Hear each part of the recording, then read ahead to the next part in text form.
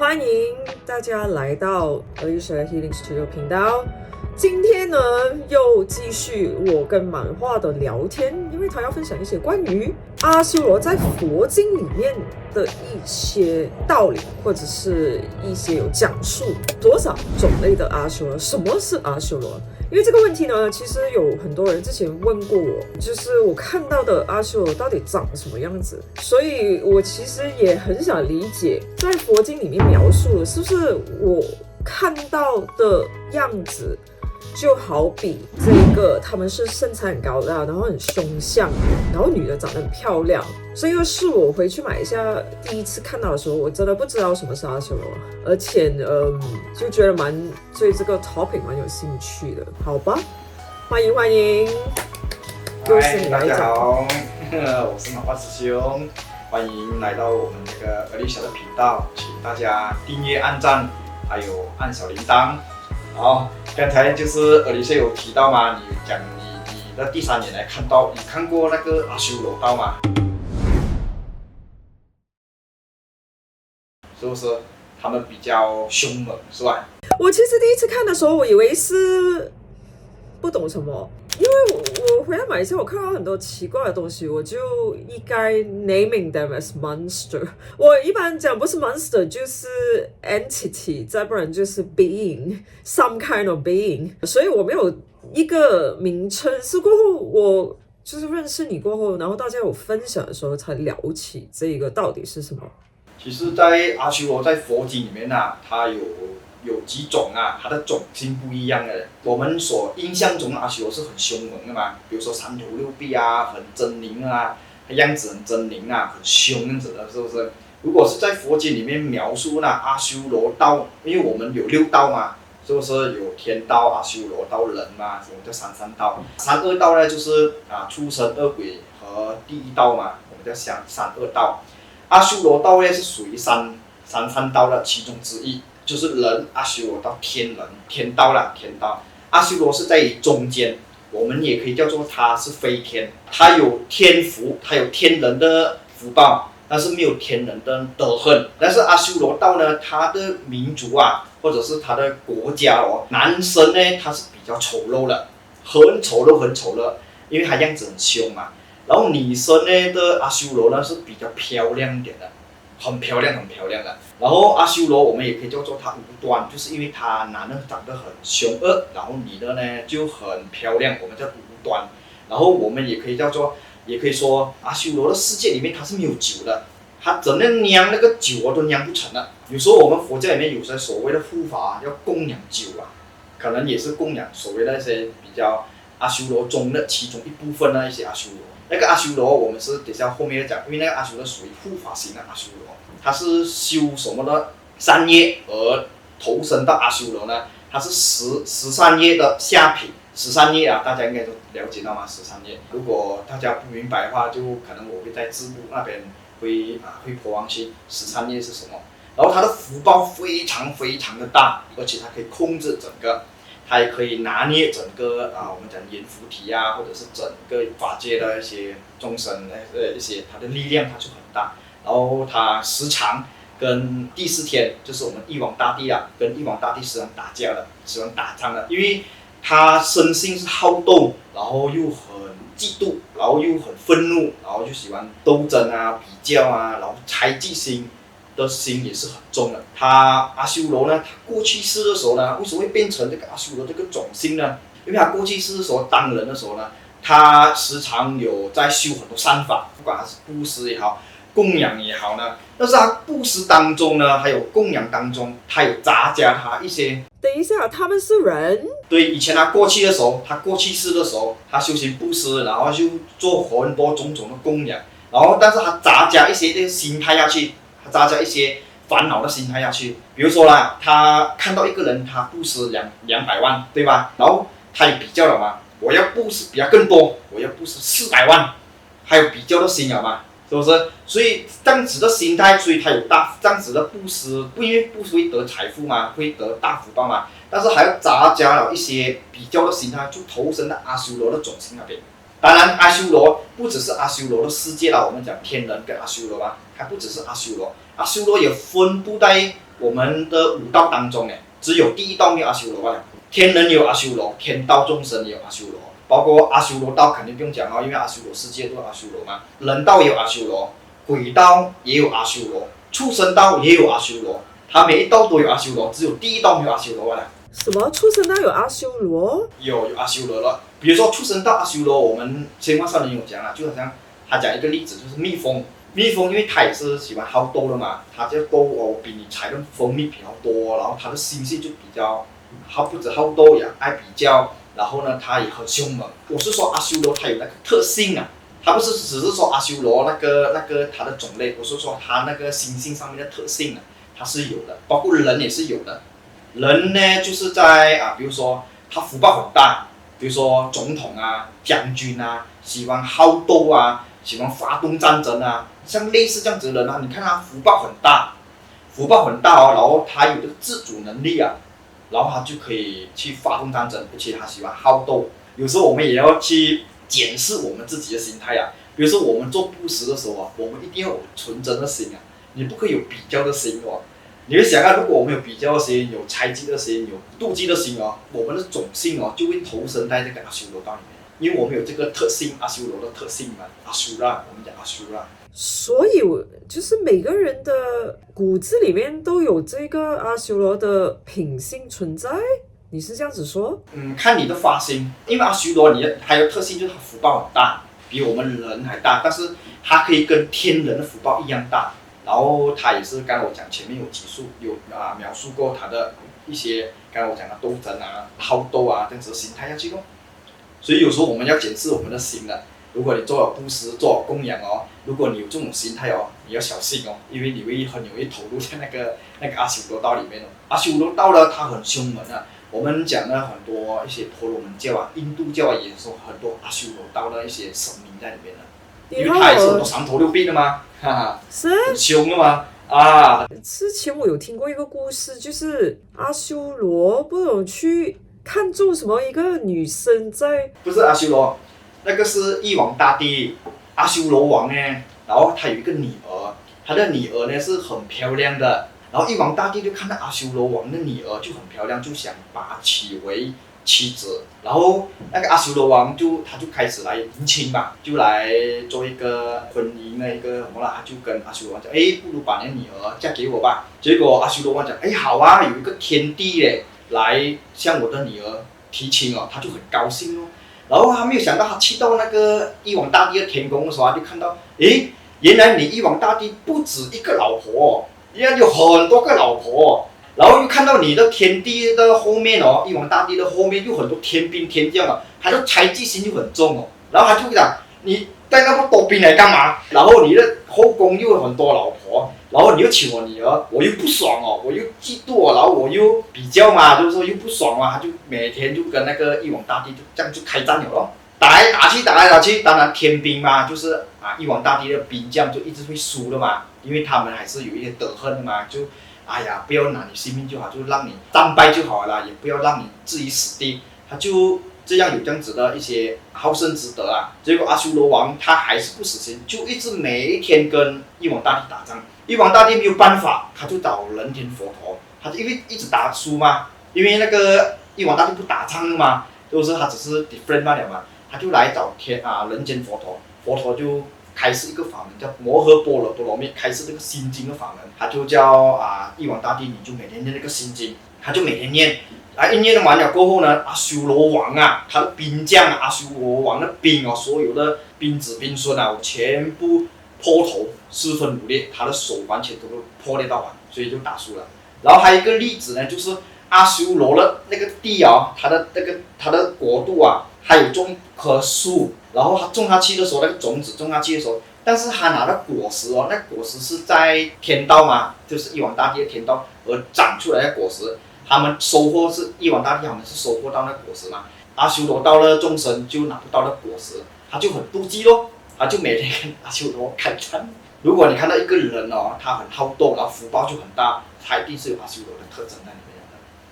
包括动物也是有啊，比如说福报比较大的有些狮子啊、老虎啊，很凶猛，但福报很大。至于在鬼道也有阿修罗道的嘞，鬼道的阿修罗呢，他一般上他是以善愿善心，然后呢，他是来扶持佛法的。他一般上他扶持什么佛法呢？就是扶持一些有德行的一些修行者啊，一些出家人啊，或者是有禅定功夫很高的人啊，又或者是他来扶持这个经，或者是咒，或者是戒啊，你有戒律，或者是你有持戒，他来扶持你，他就会来保佑你这样子的。在轨道的阿修罗是怎样用那个人？你是讲那个好像那些有修行的师傅们，他是活着人还是什么？活着，对，活着的，一定要在人间的，对，要人道的。他扶持人的师傅就是修行者。哦，我还以为那时候已经圆寂的师傅他去扶持他。哦，我明白了。对对，或者是一些经咒啊，有些比如说地藏经啊，也有阿修罗来扶持啊，或者是药师经，我们讲的药师经有12药叉大经啊，其中大概有它的阿修罗的特性在里面哦，有阿修罗啊，有些所谓的12药叉大将啊，也是阿修罗的其中一种种性来扶持经咒，有些念大悲咒啊、人言咒啊，也有阿修罗来扶持啊。但是这个轨道中的阿修罗，他是以善愿善心的，他比较慈悲一点点的，他还有一点佛系一点的啦。然后由此这样子的善的业力而投身到这样子的类似这样子的轨道中的阿修罗，而且他们一般上都是卵生为主的。哦，原来战斗能力这样强是天生的，看来就是有一些人的意志力就是战斗能力很强。对，因为有些人就好像我这边学佛那么多年，当然也是讲修行那么多年啦，也是看到很多一些佛友啊，他们去朝圣都好，或者是去什么地方圣地了，他们很比较的，看谁出的比较多，谁的比较快这样子的，他们比较快啊，然后为了把这个善业做好了，但是他们发的心就比较不纯真了。为什么好像要 hit KPI 呀？搞笑了，就是我觉得没有什么好比较。其实每个人的修行，第一我要讲的就是天赋的东西啊。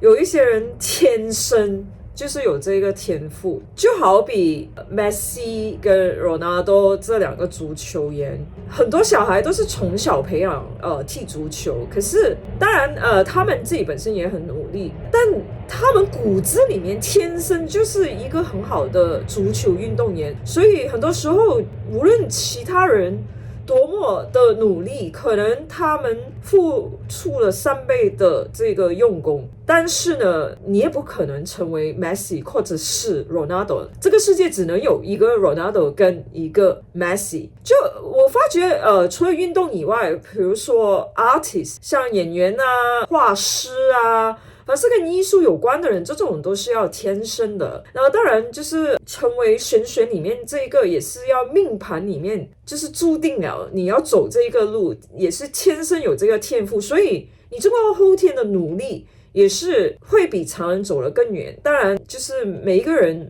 就有自己的长处和短处，所以我觉得没有太多的必要在这个修行的道路上比较，就好比布施这一种，谁有钱就布施什么。我曾经记得我看过一个很经典的佛经，里面就是讲这个女的她很穷，然后她没有钱，故事大概就是她遇到佛祖的时候，她身上真的是1分钱都没有，然后她把她最珍贵的好像那一点点钱原本要拿来吃饭，结果她把这个钱送去点灯，然后这个就变成她过后我忘记了这个是什么神，我大概记得是这样子。其实很多人不理解哦，就是布施的时候不是在你很有钱的时候布施，是在你最穷的时候你愿意拿出你没有的东西来做这个，其实这个效果会快很多。我自己是有试过这样子的一个东西，然后我就觉得大家就以平等心，什么宗教都好，就是以一个出自本性，就是心善，这个善之去走吧，就不要有太有目的性。但是很难讲啊，这个也是我们每个人都要学习的贪嗔痴。我觉得我除了脾气不好之外，但是这个从能力上比较，我没有这个欲望要更强。我是一名在英国毕业的专业 IT， 我是没有想要去比谁厉害，因为我毕竟我的心愿就不在此，然后这个不是 part of my life， 只能这样子说吧。好了，就讲回头的话，让你继续那个阿修罗。我可能问你那个什么女生去点灯，然后去那个庙的是谁？哪一个神明了？我忘记了。这个故事的平里斯登是一个很穷的一个乞丐的女生。她是神来的，对吗？她不是神来的，她是一个故事来的。因为当时有个国王要供养一个佛陀嘛，这个国王就买完整个国家那个灯芯啊、灯油啊，来为了佛陀的来临呢供养。据说是他供养那个灯是20公里的灯，然后好像是买完整个国家的灯啊、灯油、灯芯啊，来为了佛陀来供养佛陀。当时那个贫女呢，她看到国王那么虔诚的供养佛陀，又看到佛陀相好庄严，她就发起那个善心。她就讲我什么都没有，听说是把她的头发变卖成钱，然后换成一个那灯油啊，然后还供养那个佛陀。整个法会完了嘛，就是法会完了，就佛陀就讲今天的功德谁最大，然后那个国王就站起来了，然后佛陀叫国王你坐下来，你坐下来。今天功德最大就是那个女神，因为她是以纯真的心、无所求的心、供养清净的心来供养佛陀，所以她功德最大。所以我们做供养的时候、做布施的时候，一定要无所求，然后呢，要以虔诚心、以清净心来供养，这个功德很大。如果你是以比较心的话，你就很容易就堕落在阿修罗道里面了，福报大啊，是不是？然后脾气也很大，那个就你没有办法了咯，是不是？你有那个阿修罗的特性在里面了。所以有时候你时常要去关照自己的心啊。有时候为什么我们要学习人家的功德，不要去妒忌人家？人家布施1亿美金，哇，我们讲学习，将来我跟他一样布施1亿美金，哇，布施什么医药啊，布施很多那些赈灾啊，是吧？因为有些地震嘛，有一些天灾人祸，他去做布施，他去赈灾，我们都要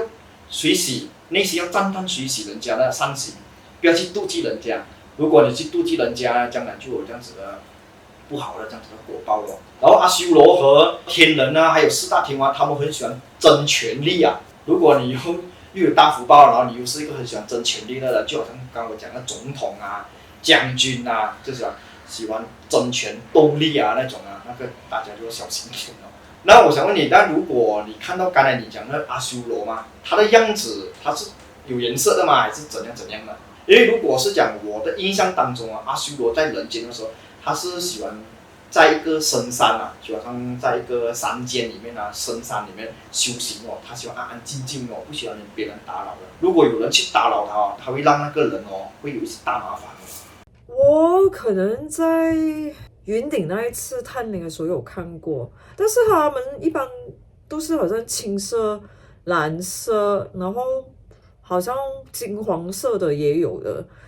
他们长相是蛮凶一下，但是我觉得他们也不是不讲道理的群体啊。他们虽然喜欢开战，但是也有他们要开战的理由啊。你普通跟他沟通的话，没有太多问题啊。不过他们的女生，我是可能在印度庙里面见过，不懂是不是印度庙里面就有阿修罗还是什么？就我有看过很好看的那种印度女神，然后我的师兄曾经告诉过我一个故事，有一些并不是马来人，然后其中一位呢，告诉我的那个是另外一个师兄，然后我们其中一个师兄呢，他就是印度人，而且他以前在深度那边虽然是一个小黑社会，然后他因为学了我们的这个法门以后，他就改邪归正，可是他的本性原本就是很好斗的。然后他就有一次他接了一个个案，然后这个个案呢是很奇怪的，他就讲起这个女人跟他讲，这个很美的神明就在印度的这个神庙里面。20年前他许下一个愿，现在这个神明回来告诉他，给他报梦，一直说啊，你有3个儿女，然后你随便选一个我就娶他们走。其实他20年前就是可能跟他要求了一些东西，然后他不知道这个神明要求的东西是他孩子的命，他也没有跟他说。然后这个所谓的这个小混混师兄呢就很生气，听到因为我们开始帮他做清理，他半夜骑脚车在深度那边跑去扔垃圾给那个女神的神像，我真的是佩服他。他还自己一个人骑着脚车去砸庙，就庙里面也有很多那种看管庙的人，然后一般人在那边，然后他指着那个神像讲：“你有种今晚跟我打过。”结果那个神应该是阿修罗，因为他第二天他有就是教课，然后他课程里面总共有30个学员，好像不止50个学员，然后50个学员里面突然间看到就是外面走来一个7、8尺高的大美女，她手上全部左右身体都穿着很多金饰，然后她走路就好像有风在飘她，整个仙女下凡这样子的路然后50个人是同时间看到她的出现。她有没有拿法器啊？她应该是来和解，她就跟这个小混混师兄说，他讲你不要再来砸场了，你和我每个人退一步，我放过你这个病人，然后你以后也不要再借我庙里面所有关于就是我就是来跟我就是上香啊什么祈福啊这些人，你永远不再踏进我的庙。然后他就讲 OK 好，然后他们就握手，然后这个女的是听说就凭空消失，这个是我从我师兄那边听到的。我当时想到，我操，这个是不是你们传说中就是那种所谓的阿修罗？然后他其实是这个庙里面，他也能打架，然后他也能，可是为什么他一定要取这个女人的孩子的命就不得而知了？可能他当时是有答应过他某些东西。然后是他自己不记得，因为是20年前的事。但是这个是我师兄告诉我一个神奇的个案，对。哇，这样阿修罗也可以算是战神了很多印度庙很多那种像类似这样子的阿修罗的那种战神所以我想问你，就是你觉得是在马来西亚的很多印度庙里面的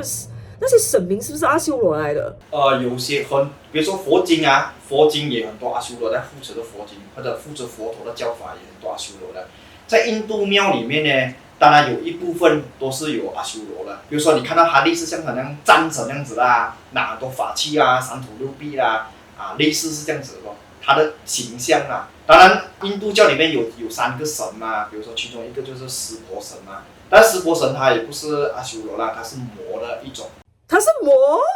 对阿修罗是摩西所罗天的是究竟天的最顶天的那个天主来的嘛，所以这个都被我们要下一个来讲终于我们讲到魔的这个 topic 了，好，现在今天的时间点也讲到差不多，然后我们分享了在佛经里面的典型阿修罗种类有多少个。然后他们到底是怎样的一个习性再加上我师兄告诉我的一个就是特别神奇的故事。好，今天我们就大概讲到这里，然后下回紧张时刻记得大家要去分享点赞敲完，马上回来讲关于魔这一个 topic， 因为我很想讲魔的这个 topic 很久了。好，你的佛。Hello, thank you, bye bye， 谢谢你，下次再聊，拜拜。You should bet on me, like I'm Apple in the 90s. You should bet on me, gonna wanna get behind me like I'm 23. Before Nike was on Nikes, you should bet on me. You should bet on me.